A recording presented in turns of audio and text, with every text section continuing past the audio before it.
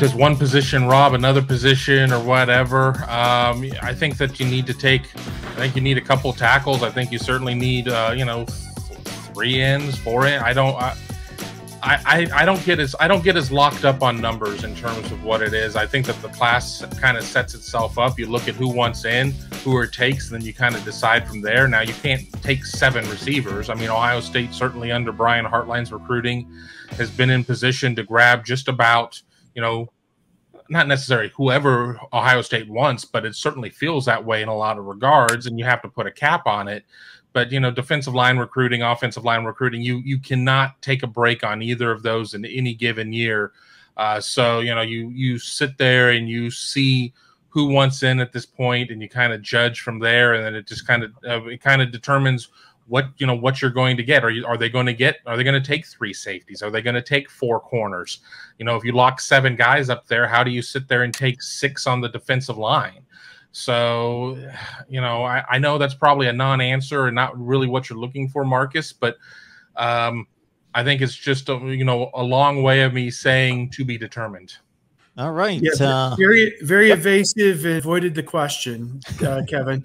No, just kidding. I would look for him to take 3 or 4 defensive linemen. As he said, I think there's a need at defensive tackle for a couple of those, and at least 1 edge rusher. I would think, maybe they go for. They don't have any right now, to my knowledge, so they got a lot of ground to make up here on the defensive line for 2022 in this class. And as we said, losing the offensive lineman, Ryan Jacoby, who they lost, to transfer portal this past week, opens up another spot for this class. So, and not necessarily for an offensive lineman. They've got plenty of those, but could use some more help on the defensive line, in my opinion, in this class. People excited, of course, Tony, about Treveyon Henderson and Evan Pryor. Probably difficult to tell whether they're making any moves at this point. Well, I think you're going to see, I think by the time the Minnesota game gets rolling, I assume Treveyon Henderson will be in the top 3 in the running back race. He's been getting some reps in the, when we see him, mostly he's like the number 4 guy, but from what I've been told,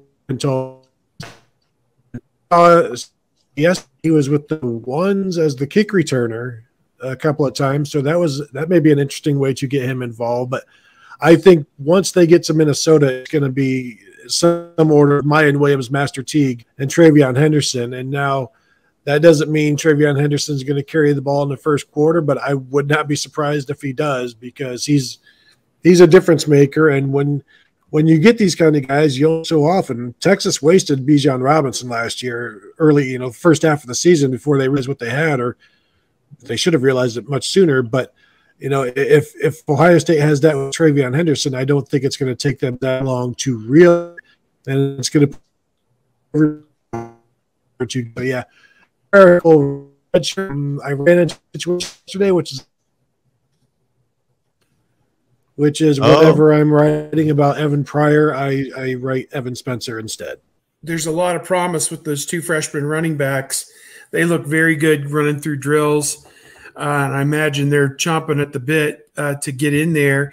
I will say Master Teague looks like he's in amazing condition, and I think that if he's completely 100% healthy, you hope that he takes his game to another level this season and puts a little bit more polish on what he can do, because he's their best pass protector. So as a running back, and I think that really, really means a lot. And he's not a fumbler either.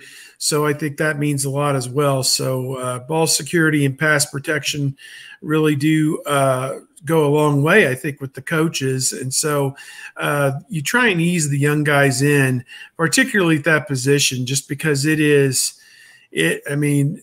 are real men coming for you now. This is not high school football anymore. And Henderson in particular, maybe Pryor, I don't know if either of them played last year because of COVID. So I think maybe shaking some of the rust off as well and going in live game, but be quite a step up from the high school level to the Big Ten. Yeah, I'll be curious to see what Marcus Crowley has this year. he, came off the injury. He did see some action late in the season. Wasn't exactly very effective when he had to come in for an injured Trey Sermon. But having the off season, has he mentally gotten past the injury or whatnot? But I do like the potential of Treveyon Henderson being in there in the top 3, as the other guys have said. I think we started putting in some answers for a beat media poll that's done, and I was asked who I thought would be the top production running back for Ohio State, and I said Treveyon Henderson, because I think that once he gets his opportunities, he's going to run, and he's going to run for a lot of yardage. So I'm definitely on board with the Henderson hype, but I also think that people expecting to see him out there in the first or second series against Minnesota are probably going to be disappointed. You need to be able to do everything to be out there to earn that playing time, and that's going to be Master Teague at first. And a lot of people love Mayan Williams. Think he's going to be he's the bowling ball. So we will see. 10 carries, right, though? This is what we're basing everything on, but we shall see. He looks good.